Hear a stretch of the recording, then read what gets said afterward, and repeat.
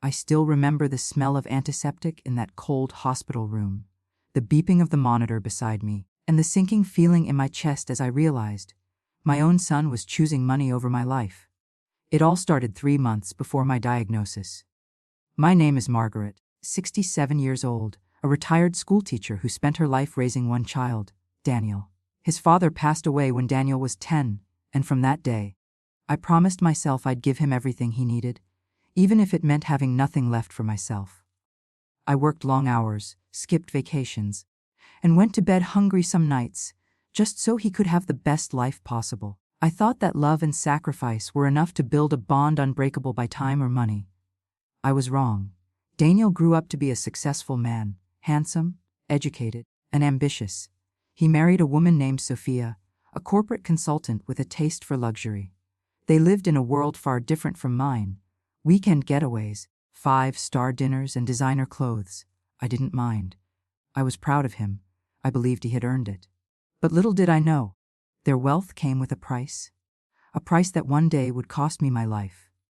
It was a cold evening when I collapsed in my kitchen. I woke up in the hospital surrounded by doctors explaining words that didn't make sense at first. Heart failure, surgery, $85,000. My savings weren't even close. My pension barely covered my rent and groceries. The doctor said I had weeks, maybe a month, if I didn't get the operation. I called Daniel the next morning. His voice sounded rushed, like he was in the middle of something important. "Mom, don't worry," he said. "I'll take care of it. Just rest." For a moment, I believed him. I thought my son, the boy I raised through tears and struggle, would never let me down. But as days passed, his calls grew shorter and less frequent. Every time I brought up the surgery, he said, "I'm working on it, Mom." A week later, he stopped picking up. I had no one else to turn to. Then one night, as I lay in my hospital bed, a nurse showed me something on her phone. "Mrs. Wilson," she said softly, "is this your son?" There, on social media, was Daniel smiling beside Sophia under a cascade of golden balloons, the caption reading, "Happy birthday, my Queen 230K celebration for the love of my life." My heart didn't just hurt, it shattered. He had spent $230,000 out on a single night while his mother begged for $85,000 to stay alive. I couldn't cry, my body was too weak, but my soul screamed in silence. When he finally visited me 2 days later, I didn't mention the party. I just asked, "Daniel, have you arranged the money for the surgery?" He sighed, looking away. "Mom, things are complicated right now. We just had this event, and Sophia's company is launching a big project soon. I can't just pull out that kind of money." I stared at him. "You had no problem spending nearly 3 times that amount on a party," I said quietly. His face hardened. "That's different. It was planned months in advance. Don't make me feel guilty about it." That was the moment I realized. I wasn't talking to my son anymore. I was talking to a man blinded by vanity, chained to a lifestyle that left no room for compassion. I didn't beg. I didn't argue. I just smiled weakly and said, "It's okay, Daniel. Don't worry about me." He looked relieved, as if he'd escaped a burden. He left soon after, promising to check in later. But I didn't plan to wait. When the doctor came back that evening, I told him to cancel everything. "No surgery," I said. "Just let me go home." The nurses tried to convince me, but I'd made up my mind.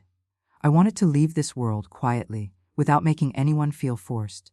Back at my small apartment, I began writing letters, one for Daniel, one for my lawyer, and one for the local orphanage. You see, a few years ago, I'd inherited a small property from my late sister. It wasn't much, but it was worth something. Daniel never knew about it. In my will, I donated that property and all my remaining assets to the orphanage in town.